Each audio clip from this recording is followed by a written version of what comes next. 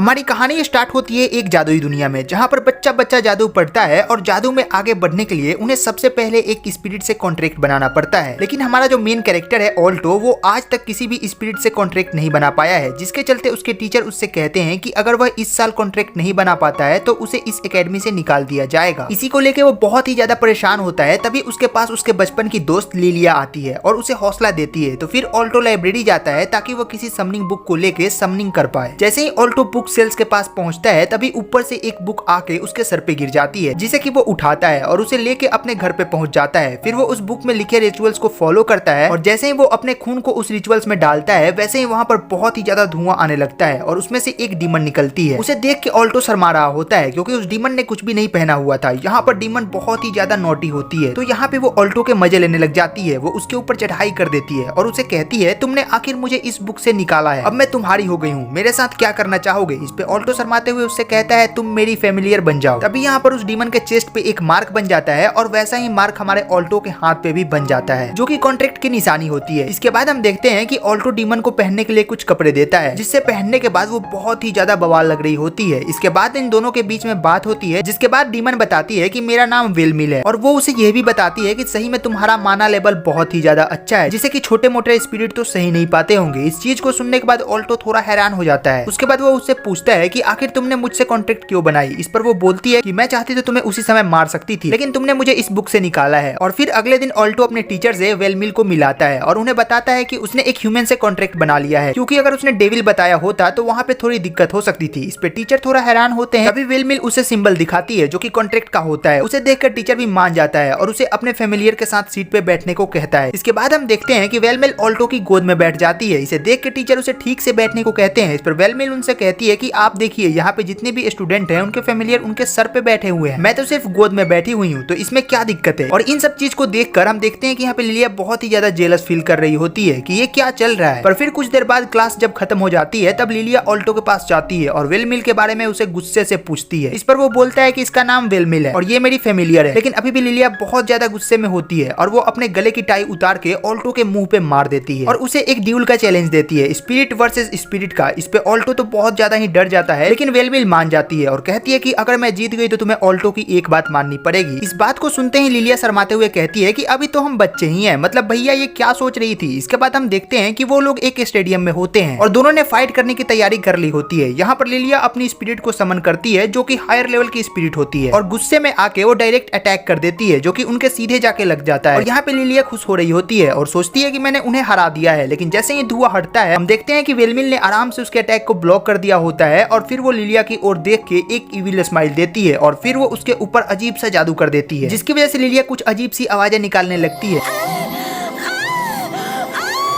और यहाँ पे वेलमिल इस मैच को जीत जाती है। फिर यहाँ पर लिलिया उनके पास आती है और उससे कहती है कि ठीक है, अब मैं तुम्हारी दोस्त बनी रहूंगी। और फिर यहाँ पर वो दोनों अपने हाथ मिलाते हैं। इसके बाद हम रात का सीन देखते हैं जहाँ पे वेलमिल और ऑल्टो आपस में बात कर रहे होते हैं। ऑल्टो वेलमिल से कहता है, तुम्हारी वजह से आज हम ड्यूल जीत गए। तभी वेलमिल उसके पास आती है और उससे कहती है कि अच्छा तो मुझे कुछ इनाम दो। और फिर हमें कुछ अजीब सी आवाजें सुनाई देती है। यहाँ पर ऑल्टो वेलमिल से कहता है कि आखिर तुम मेरा माना शक क्यों करती हो। इस पर वो बोलती है कि मैं बहुत सालों से इस किताब में बंद थी, जिसकी वजह से मैं बहुत ज्यादा ही कमजोर हो गई हूँ, इसीलिए मैं तुम्हारा माना लेती हूँ ताकि मैं वापस से अपने फॉर्म में आ जाऊं। जिस पे ऑल्टो कहता है कि मुझे तो लगा था कि डेविल से कॉन्ट्रैक्ट बनाना बहुत ही ज्यादा खतरनाक हो सकता है, लेकिन ये तो बहुत ही ज्यादा एक्साइटेड होता है। फिर हम देखते हैं कि यहाँ पर वेलमिल उसे बताने लगती है कि अगर कोई नॉर्मल ह्यूमन डीमन से कॉन्ट्रैक्ट करता है तो वो वहीं पे फट जाएगा और मर जाएगा, लेकिन तुम्हारी बात कुछ और है, तुम्हारा माना बहुत ही ज्यादा ताकतवर है। और फिर यह कहने के बाद उन लोगों के बीच में कुछ कुछ होने लगता है। एंड वेल ये तुम भी जानते हो कि आखिर क्या हुआ होगा। इसके बाद हम नेक्स्ट का सीन देखते हैं जहाँ पर वेलमिल और ऑल्टो स्कूल की तरफ जा रहे होते हैं कि तभी उनके सामने से एक डायनासोर भागते हुए आ रहा होता है, जिसे कि वेलमिल एक उंगली से ही दूर फेंक देती है। इसके बाद हम एक लेक्चर का सीन देखते हैं जहाँ पर टीचर का लेक्चर अलग चल रहा होता है, लेकिन यहाँ पर जितने भी स्टूडेंट होते हैं वो यहाँ पे वेलमिल के बैलून्स पे नजर टिकाए होते हैं। इसके बाद हम देखते हैं कि एक टीचर सारे बच्चों को अपने फेमिलियर के साथ प्यार करना सिखा रही होती है। और यार तुम्हें तो पता ही है कि अपना ऑल्टो अपनी फेमिलियर से कितना ज्यादा प्यार करता है। इसके बाद हम देखते हैं कि वो लोग अपने घर की ओर जा रहे होते हैं कि तभी वहाँ पर एक लड़का आता है जिसके डायनासोर को सुबह में वेलमिल ने एक चुटकी में हवा में उड़ा दिया था। वो अपने साथ एक थर्ड ईयर के स्टूडेंट को भी लाता है जिसका नाम रेक्स होता है। यहाँ पर वो बदला लेने के लिए आया था और फिर यहाँ पर रेक्स अपने डायनासोर को निकालता है, जिसे देख के ऑल्टो और उसकी टीम की फट जाती है। लेकिन वेलमिल ऑल्टो को हग कर लेती है और उससे प्यार से कहती है कि ये लो, ये रहा तुम्हारा माना जो कि मैंने तुमसे लिया था। और ये कहते हैं उसके पीछे एक मैजिकल सर्कल बन जाता है और वहाँ पर एक आइस वाला मैजिक होता है, जिसकी वजह से वो फायर डायनासोर एक ही बार में हार जाता है। इसके बाद वो दोनों घर पे आ जाते हैं, जहाँ पर वेलमिल बहुत ज्यादा ही थकी होती है। फिर वो ऑल्टो से कहती है कि आखिर तुम स्कूल क्यों जाते हो, मैं तुम्हें घर बैठे ही बहुत सारा रुपया दे दूंगी। उस पे ऑल्टो भी सोचने लगता है और कहता है कि नहीं, मुझे एक बहुत बड़ा जादूगर बनना है। उसके बाद वो जादूगर की रैंक बताने लगता है, जो कि होता है ब्रॉन्ज स्क्वाड, सिल्वर स्क्वाड और गोल्ड स्क्वाड, और उससे भी बड़े होते हैं द लीजेंड मैजिशियन। मुझे उन्हीं से ट्रेनिंग लेनी है, प्लेटिनियम स्क्वाड में जाना है। इस चीज को सुनने के बाद वेलमिल बहुत ज्यादा खुश हो जाती है और उसे कस के अपने बलून्स के बीच में फंसा लेती है और वो कहती है कि वो भी उसकी मदद करेगी। नेक्स्ट डे हम ऑल्टो को देखते हैं, जो कि हेडमास्टर के रूम की तरफ जा रहा होता है। तभी उसकी मुलाकात दो स्टूडेंट से होती है, जिनका नाम होता है मार्स और चेरी, जिन्हें की हेडमास्टर ने बुलाया होता है। फिर वो तीनों ही हेडमास्टर के रूम में जाते हैं, जहाँ पर वो उन्हें एक टास्क देते हैं ताकि वो सेकंड ईयर क्लास के रिप्रेजेंटेटिव को सिलेक्ट कर पाए। टास्क में इन्हें एन्चेंटेड फॉरेस्ट में से चेरी ब्लॉसम फ्लावर को लाना होगा और जो सबसे पहले ये काम करेगा वही रिप्रेजेंटेटिव बनेगा। फिर हम देखते हैं कि वो लोग फॉरेस्ट में पहुंच जाते हैं, जहाँ पर मार्क भी आया होता है। उसे बहुत जल्दी होती है फ्लावर ढूंढने की, तो वो सबसे पहले जंगल में चला जाता है। फिर ऑल्टो की टीम भी आगे जाती है, तो वो देखती है कि मार्क को एक पौधा खा रहा होता है, तो चेरी उसे बचाने में लग जाती है और ऑल्टो और लिलिया आगे जाते हैं और यहाँ पे उन्हें वो फ्लावर मिल जाता है, लेकिन उसकी रखवाली एक 3 हेडेड डॉग कर रहा होता है। अब उन लोगों के लिए ये प्रॉब्लम होती है कि अब वो उस कुत्ते से बचते हुए उस फ्लावर तक कैसे पहुंचेंगे। लेकिन यहाँ पे लिलिया के पास एक इनविजिबल करने वाला पोशन होता है, जिसे कि वो पी लेती है। लेकिन यहाँ पर वो अभी भी दिख रही होती है क्योंकि उसने कपड़े पहने होते हैं, तो वो यहाँ पर शर्माते हुए अपने कपड़े को उतारने लगती है। इसके बाद वो फ्लावर को लेने के लिए चली जाती है। यहाँ पर ऑल्टो वेलमिल से कहता है कि क्या तुम इस डॉग को नहीं हरा सकती, जैसे कि तुमने उस दिन डायनासोर को हराया था। जिसपे वो कहती है कि मुझे तुम्हारा माना लगेगा, जिसे कि मैं कंप्रेस करके ऐसा कर सकती हूँ। और इतना कहते ही वो उसके ऊपर वापस से चढ़ जाती है और उसके माना को ऑब्जर्व कर लेती है। इधर दूसरी तरफ लिलिया उस डॉग के पास से जा रही होती है कि तभी वो डॉग उसे सेंस कर लेता है और उसकी ओर अटैक करने को बढ़ता है। तभी पीछे से ऑल्टो उस डॉग का ध्यान अपनी ओर खींचता है ताकि लिलिया उसके पास से निकल जाए। फिर वेलमिल उस डॉग के ऊपर अपना एक डेमोनिक आर्ट का यूज करती है, जिसकी वजह से वो डॉग कुछ देर के लिए सो जाता है। इतनी ही देर में यहाँ पर लिलिया उस फ्लावर को लेके आ जाती है और तभी लिलिया के उस दवा का असर भी खत्म हो जाता है और वो वापस से नॉर्मल हो जाती है और ऑल्टो के सामने वो बिना कपड़ों के होती है। इस पे लिलिया बहुत ही ज्यादा शर्मा जाती है कि तभी वहाँ पर एक तेज आंधी चलती है, जिसकी वजह से लिलिया के हाथ से वो फ्लावर उड़ जाता है और उड़ते हुए वो चेरी के पास आके गिरता है और बिना मेहनत के चेरी को वो फ्लावर मिल जाता है, जिसे कि वो हेडमास्टर को दिखा देती है, जिसकी वजह से वो यहाँ पर क्लास की रिप्रेजेंटेटिव बन जाती है। लेकिन वो यहाँ पे इस पौधे को लेने से मना कर रही होती है क्योंकि उसने तो इसके लिए कोई मेहनत ही नहीं करी थी। लेकिन ऑल्टो की टीम उसका हौसला बढ़ाती है और कहती है कि तुम इस पौधे को डिजर्व करती थी। उसके बाद उन लोगों के बीच में बातचीत होने लगती है। अगले दिन ऑल्टो ड्रैगन राइडर के हेड क्रिस को देखता है, जो कि अपने ड्रैगन पे सवार होकर कहीं जा रही होती है। इसके बाद उसे ये पता चलता है कि जो क्रिस है वो ड्रैगन राइडर की हेड के साथ साथ एकेडमी की 7th गोल्डन स्क्वाड की मेंबर है। इसी के साथ साथ वो स्टूडेंट काउंसलिंग की एग्जीक्यूटिव ऑफिसर भी है। लेकिन इसके बारे में वेलमिल को कुछ भी पता नहीं होता है, तो लिलिया उसे बताती है कि स्टूडेंट काउंसलिंग इस पूरे एकेडमी की सबसे ताकतवर पोस्ट होती है, उनके आगे हेड ऑफ डिपार्टमेंट की भी नहीं जलती है। इसी पर ऑल्टो भी कहता है कि मैंने सुना है कि क्रिस तो अभी प्लेटिनियम स्क्वाड में भी जाने वाली है। तभी वेलमिल उसके मुंह पे अपने बलून्स को रख देती है और कहती है कि तुम उससे भी आगे जाओगे। इस हरकत को देख के लिलिया उस पर चिल्लाने लगती है। फिर यहाँ पर ऑल्टो नहाने चला जाता है और उसके बाद रूम में वेलमिल भी आ जाती है और उसे देख के सब लौंडे भौचक्के रह जाते हैं। इसके बाद हम देखते हैं कि लिलिया को ये बात पता चल जाती है और वो यहाँ पे वेलमिल को कहती है कि तुम्हारी हिम्मत कैसे हुई उसके बाथरूम में घुसने की, तुमने उसे बिना कपड़ों के देख लिया होगा ना। और वो लोग ऐसे ही बातें करके आगे जा ही रहे होते हैं कि तभी उनके सामने स्टूडेंट काउंसलिंग के मेंबर्स आ जाते हैं। उन्हें देख के ऑल्टो और उसकी टीम कोने में हो जाती है। यहाँ पर क्रिस वेलमिल को बड़ी अजीब तरीके से देख रही होती है, तो हमारी वेलमिल भी उसकी तरफ एक डीमन वाली स्माइल पास करती है। फिर रात में क्रिस रैक्स को बहुत बुरी तरीके से मारती है क्योंकि वो ऑल्टो के हाथों से हार गया था और वो कहती है कि ऑल्टो में कुछ बात तो है। इसके बाद हमें मॉर्निंग का सीन दिखाया जाता है, जहाँ पर रैक्स अपना हॉस्पिटलाइज हो जाता है और हमारी ऑल्टो की टीम उससे मिलने के लिए आई होती है। उसे देख के रैक्स का जो चमचा होता है उन पे भड़कने लगता है, लेकिन रैक्स उसे शांत कराता है और सिर्फ ऑल्टो से एक सवाल पूछता है कि आखिर तुम डायनासोर के बारे में क्या जानते हो। तो यार इसी के साथ इसका पहला पार्ट यहीं पे खत्म होता है। मिलते हैं तुमसे नेक्स्ट वीडियो में, और अगर तुमने अभी तक वीडियो को लाइक नहीं करा है तो कर लेना यार, एंड चैनल को सब्सक्राइब तो जरूर से कर लेना। Take care, good bye.